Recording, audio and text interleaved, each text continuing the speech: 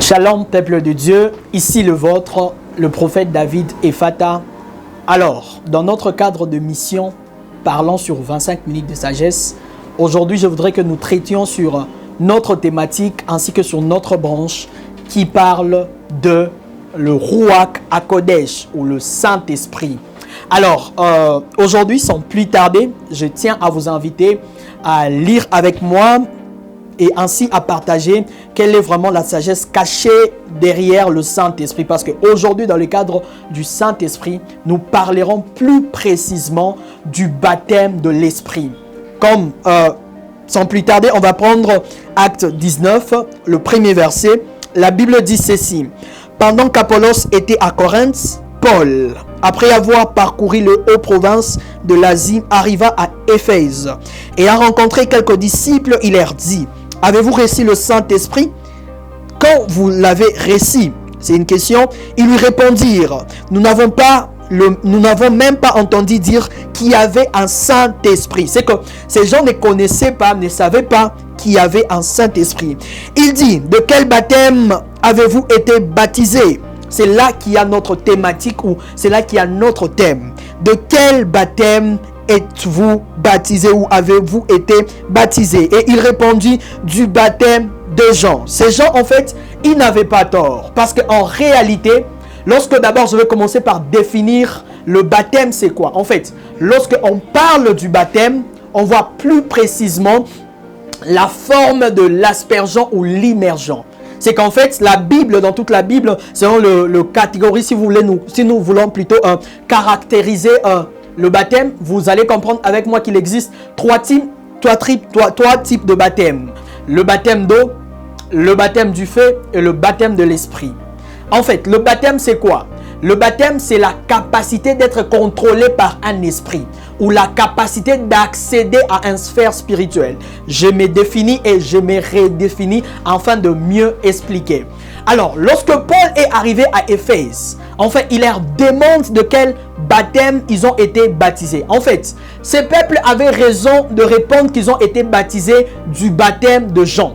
Parce que le baptême de Jean était celui de l'eau. Principalement, pourquoi le baptême de Jean et pourquoi est-ce que le baptême de Jean était celui de l'eau? Parce que le baptême de Jean devrait préparer la venue du Christ ou était objectivisé en préparant la venue de Christ. Qu'est-ce que je voudrais dire par là? Vous allez comprendre avec moi que lorsque l'homme pêche dans Genèse 1, l'homme perd la capacité de régner sur la terre. Parce que la Bible dit: créons l'homme à notre image, selon notre ressemblance, afin qu'il domine, selon les sphères de dimension ou les sphères de domination. Je crois dans le cadre de cette émission, lorsqu'on va encore plus avancer, on parlera aussi sur les sphères de domination avec l'esprit. Lorsque l'homme devient esprit, il a la capacité de dominer sur certaines sphères. Alors, lorsque l'homme pêche, vous comprenez avec moi selon Genèse 6 que l'esprit de Dieu a quitté la terre. Et quand vous comprenez, vous entrez en profondeur parce que l'homme avait péché et il y avait multiplicité de péchés. Alors, dans Genèse, plutôt dans Exode, Dieu commence à faire appel à son peuple.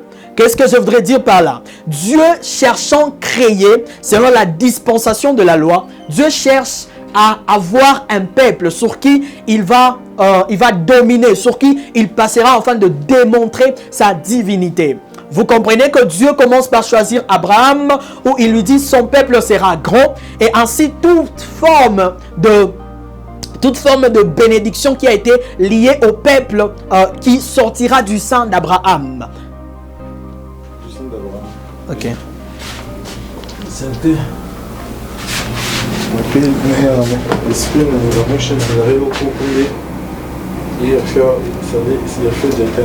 Ah, ok.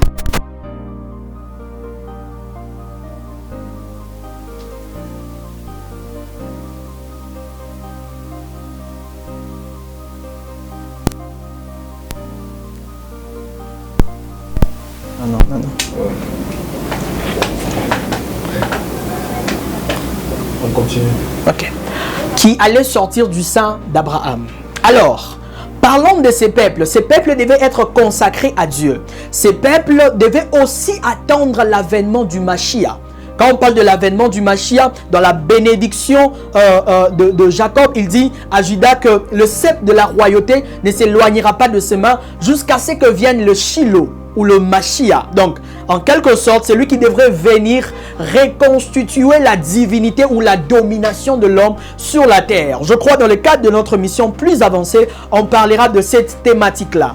Alors, parlons du baptême. Vous comprenez que Jean vient de la tribu de Juda, plutôt de Lévi, qui était en quelque sorte de sacrificateur parce que son père exerçait la sacrificature dans le temple lorsque un ange lui est apparu.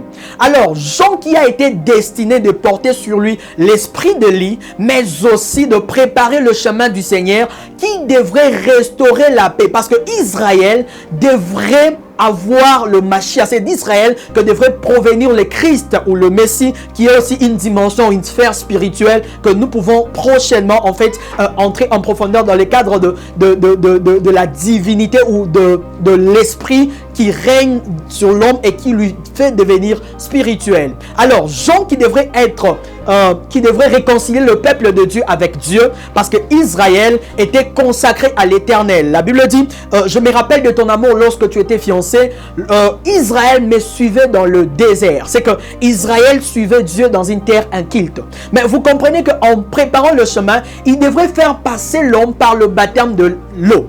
Je commence par l'explication du baptême d'eau. En fait, ce que nous devons noter dans le cadre de notre mission, c'est que tout baptême nécessite un sacrifice. Pourquoi j'ai dit un sacrifice?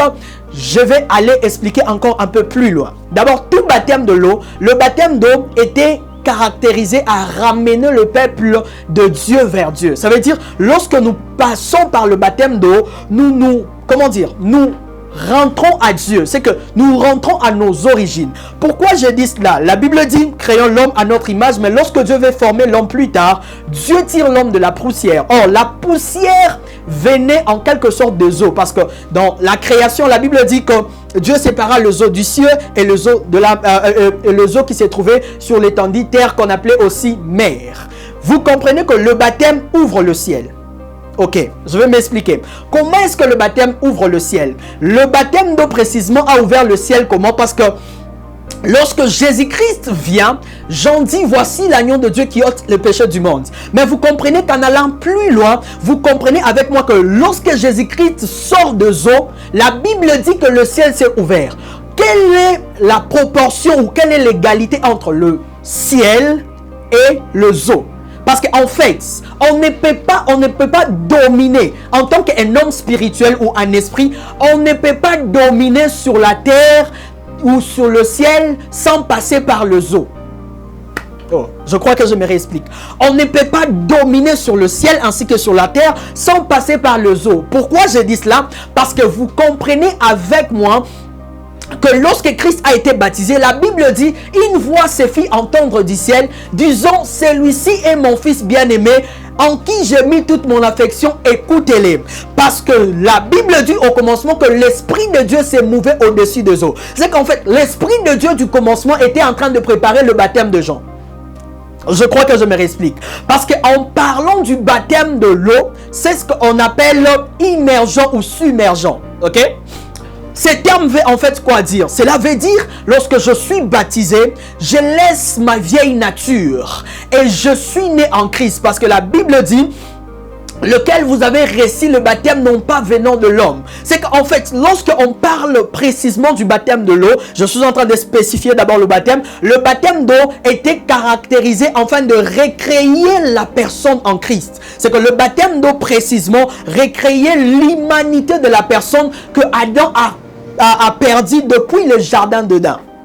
Donc, lorsque l'on parle du baptême d'eau, nous comprenons que le baptême d'eau vient en fait recréer notre nature, étant dominateur. Parce que l'homme, en fait, était le gardien de la domination. C'est pourquoi lorsque l'homme l'homme sort du baptême d'eau, plutôt lorsque l'homme pêche d'abord dans le jardin, vous comprenez avec moi que l'homme, malgré qu'il a découvert plus tard qu'il était né, c'est qu'en fait l'homme était d'abord habillé. Quel était l'habit qui couvrait l'homme dans les jardins? L'habit qui couvrait l'homme dans les jardins, ça s'appelait la présence de Dieu ou la gloire de Dieu. C'est l'habit qui couvrait en fait l'homme. C'est pourquoi lorsque l'homme pêche, il tombe, il meurt, il perd aussi l'identité de l'habit qui reposait sur lui depuis le jardin d'Éden. C'est pourquoi lorsque nous renaissons en Christ, la Bible dit, vous êtes devenus une nouvelle créature. Mais aussi on dit que nous sommes devenus appelés fils de Dieu. Or, un fils est programmé ou est nourri par son père. Or, nous ne sommes pas fils de n'importe qui, nous sommes fils du grand roi. Qui est le grand roi? Le grand roi s'appelle Dieu. Et Dieu le Père, Dieu le Fils et Dieu le Saint-Esprit. Mais en portant aussi l'habit royal, ça veut dire un roi est caractérisé par plusieurs choses. Il y a par exemple la chose que je vais d'abord taguer aussi, c'est l'habit royal. C'est que vous allez comprendre que le roi, on leur couvrait dans l'Ancien Testament des habits royaux qui étaient en pourpre. Ça veut dire lorsque nous sommes appelés fils de Dieu, nous recevons la capacité non pas seulement d'être associés au nom de Dieu, mais nous recevons aussi l'habit royal qui notre Père porte, il nous fait porter l'habit de prince. Ça veut dire que nous sommes des petits rois aussi en Christ. Ça veut dire le baptême de l'eau précisément vient te redonner l'identité de la royauté que Adam avait perdu. C'est pourquoi je pouvais dire ou arriver à cette conclusion que Adam en fait dans les jardins d'Éden, il avait aussi un habit royal qui lui permettait de dominer sur tout animal. C'est pourquoi la Bible dit qu'il domine sur les oiseaux du ciel, sur les animaux qui se mettent sur la terre, ainsi qu'il domine sur toute l'étendue de la terre. C'est de là, parce que la Bible dit, selon Psaume 116, le 15e verset, la Bible dit, les cieux sont les cieux de l'Éternel, mais la terre, Dieu l'a donnée au Fils de l'homme. Ça veut dire la capacité de la domination a été donnée à l'homme. Mais l'homme ne pouvait dominer que par l'esprit. Ça veut dire on ne pouvait pas atteindre certaines sphères spirituelles sans passer par la dimension spirituelle, sans passer par être baptisé de l'esprit. C'est pourquoi Israël, avant qu'ils aillent à Canaan, Dieu devrait leur faire passer par le baptême qui symbolisait la mer Rouge. Je crois que j'y arrive. La mer Rouge, en fait, était un symbole de baptême. En fait, lorsque nous croyons en Christ, nous nous faisons baptiser. Ça veut dire que c'est pourquoi vous allez comprendre que les gens qui ne croient pas en Dieu, le baptême pour eux est la mort. C'est pourquoi je conclus cela. Comment est-ce que je dis cela? Lorsque les enfants d'Israël sont passés, la Bible dit ils sont passés par la mer Rouge. Alors, c'est pourquoi les Égyptiens, pour eux, le baptême devrait les tuer parce qu'ils n'étaient pas initiés au Dieu d'Israël. Je crois que je suis assez clair sur ces points. Maintenant, donc, la première dimension symbolise la mort et la résurrection avec Christ. Donc, tout ce que je voudrais dire par le premier ou la première dimension du baptême de Jean, c'est là symboliser la dimension de la mort et la résurrection. Ça veut dire, si nous recevons Christ, c'est pourquoi l'apôtre Paul est en train de dire que ce n'est plus moi qui vis, c'est Christ qui est en train de vivre en moi, parce que moi-même je suis déjà mort. Ça veut dire j'ai crucifié ma chair avec Christ. Alors parlons du baptême, du deuxième dimension de baptême. Quand je disais plutôt que tout baptême symbolise un sacrifice, quel était le sacrifice qui a été fait sur le baptême de l'eau? Vous comprendrez avec moi que lorsque Josué voulait passer par le Jourdain avec le peuple d'Israël, la Bible dit que Dieu les a demandé un sacrifice d'un agneau. Mais vous comprendrez avec moi que Josué n'avait jamais fait ce sacrifice. Mais plus tard, vous comprendrez avec moi que lorsque nous avançons plus loin, lorsque Jean vient, lorsque Christ est en train de s'approcher vers le zoo, la Bible dit que Jean a tagué Christ en disant « Voici l'agneau de Dieu qui ôte les péchés du monde ». Ça veut dire l'agneau qui a été demandé à Josué devrait être sacrifié par Jean. Parce que Jean était le sacrificateur. Parce que son père, Jean n'était pas seulement prophète. La sacrificature se transmettait de père en fils. C'est pourquoi vous comprenez que Jean était sacrificateur. Mais sa sacrificature, il l'exerçait non pas dans le temple, mais il l'exerçait ailleurs. C'est pourquoi vous comprendrez avec moi que lorsque nous allons plus loin dans la dimension du baptême, ou dans la dimension du sacrifice, c'est lui qui a sacrifié Jésus-Christ avant. Ce n'était pas d'abord le juif, non. C'était Jean Jean-Baptiste. Parce que Jean-Baptiste, quand il voit Christ, lui voit un agneau destiné à être immolé. C'est pourquoi je suis en train de dire à quelqu'un, Jésus-Christ est mort à cause de toi. Si tu n'as pas encore reçu le baptême de eau, il est temps de passer aussi par le baptême de eau. Si tu n'as pas encore reçu le baptême de eau, il est temps d'être aussi amené par le baptême de eau, passant par l'immersion ou la submersion. Ce n'est pas mon point d'aujourd'hui. Je crois que prochainement, peut-être, on parlera de cela en profondeur. Maintenant, la deuxième dimension du baptême, c'est la dimension du baptême de l'esprit. Et lorsque l'on parle du baptême de l'esprit, on voit plusieurs dimensions en fait que nous allons analyser plus prochainement. On parlera de dimension de l'esprit. Ça veut dire le revêtement de l'esprit, être en Christ, être en Dieu, l'esprit de vérité, toutes les formes et les dimensions de l'esprit que l'esprit de Dieu peut produire afin que nous revêtons et que nous totalisons la complémentarité de la christique sur nous, ou nous réalisons la complémentarité d'être Christ en nous, parce que Christ doit venir rester ou habiter en nous. Alors, parlons du baptême de l'esprit. Le baptême de l'esprit vient précisément dans Actes. Vous comprenez que dans la première dimension de l'esprit, c'était l'esprit de Dieu en eux qui devrait travailler leur caractère. C'est pourquoi Jean est en train de dire que lorsque Jésus-Christ les appelle, il souffla sur eux et leur dit recevez l'esprit. Et quand ils ont reçu l'esprit, cet esprit ne les a pas permis d'aller évangéliser, mais cet esprit devrait travailler leur caractère intérieur. Dans la deuxième dimension où ils devraient recevoir maintenant le baptême de l'esprit, là vous comprenez dans Actes, la Bible dit le jour de la Pentecôte. Il y a quelque chose qui me vient en esprit. En fait, le jour de la Pentecôte, c'était le 50e jour, appelé précisément le jour de moisson. Pourquoi le jour de moisson? Vous allez comprendre que l'agneau immolé a été immolé le jour pascal. Christ qui était l'agneau immolé était précisément immolé le jour pascal. Mais vous comprenez que quand l'Esprit de Dieu vient, il vient t'introniser dans une saison de récolte. C'est que, en fait, l'Esprit de Dieu, lorsqu'il vient dans la dimension du baptême, cet Esprit vient t'amener dans la dimension des récoltés. Ça veut dire, le jour de Pentecôte, il venait le jour de fête de moisson, afin d'introniser un chrétien à la dimension des récoltes. À la dimension, ça veut dire, tu vas faire des choses qui vont précisément prendre de l'ampleur. Pourquoi? Parce que nous sommes dans la dimension de rapidité avec Christ. Nous allons récolter même là où nous n'avons pas sémé. C'est pourquoi dans la dimension du baptême de l'esprit, il vient t'amener de la vitesse. Vous allez comprendre que la loi a tué 3000 personnes, mais lorsque le baptême vient, il vient amener un surplus. Ça veut dire le baptême de l'esprit vient ajouter ce qu'on appelle les matabishi. Pourquoi j'appelle ça comme ça? Parce que ça vient ajouter le surplus. Vous allez comprendre que la Bible dit il y avait 3000 âmes qui ont ressuscité ou qui ont été sauvées lorsque le baptême de l'esprit est venu. Mais plus tard, la Bible dit le nombre des disciples était en train de s'accroître, qui allait même dans le 5000.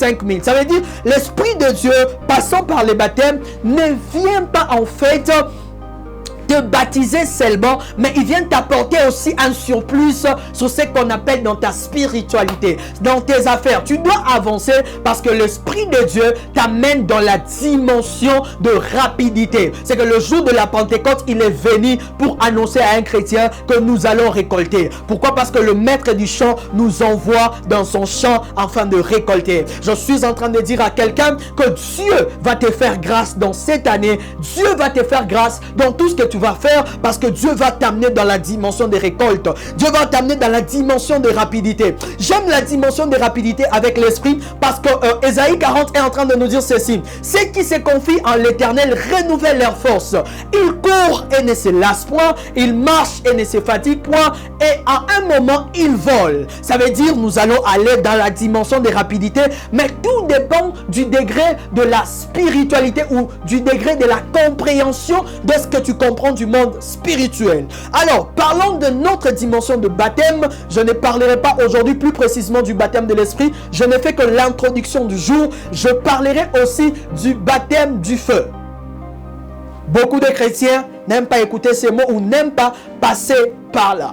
Que disions-nous ou qu'est-ce que nous sommes en train de dire? Parlons du baptême du feu. En fait, lorsque nous parlons du baptême du feu, nous voyons plus précisément le moment le plus dur qu'un chrétien passe, mais aussi c'est un moment du travail assez fort spirituel que l'Esprit de Dieu passe par nous. Je disais tantôt là que tout baptême nécessitait un sacrifice.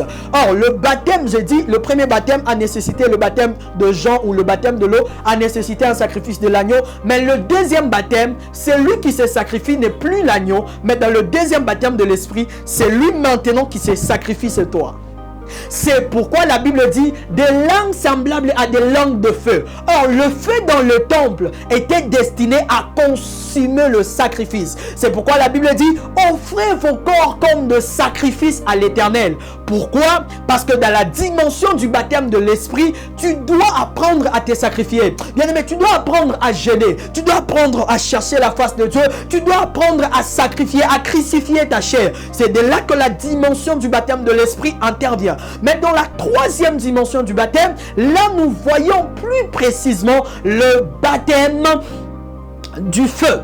Que parlons du baptême du feu? Parce que plusieurs chrétiens sont en train de se subordonner seulement sur le moment de tristesse qu'un chrétien peut passer ici et là. Ce n'est pas seulement le moment de tristesse qu'un chrétien peut passer, mais c'est aussi un moment de confort. Comment dire? Un moment où Dieu vient travailler en toi et pour toi. Dieu vient travailler en toi et pour toi. C'est que ça veut dire ceci. Dans notre tranche, je vous invite d'ailleurs à s'abonner massivement sur nos plateformes, sur toutes nos plateformes pour ne pas rater. D'ailleurs, si vous entrez sur YouTube, abonnez-vous, cliquez sur la cloche afin de ne pas manquer nos notifications. Parce que nous ne voulons pas que vous manquiez toutes ces paroles de sagesse destinées afin d'édifier quelqu'un. Donc, je suis en train de chuter en disant, nous parlons dans le cadre de notre thématique de 25 minutes, nous parlons plus précisément, dans mon tranche précisément, moi, je parlerai plus précisément de l'esprit. En hébreu, parlons de Ruach HaKodesh. Ruach Kadosh. Que l'Éternel Dieu vous bénisse. Shabbat Shalom, c'est vous. Ici le vôtre, le prophète David Ephata. Merci beaucoup.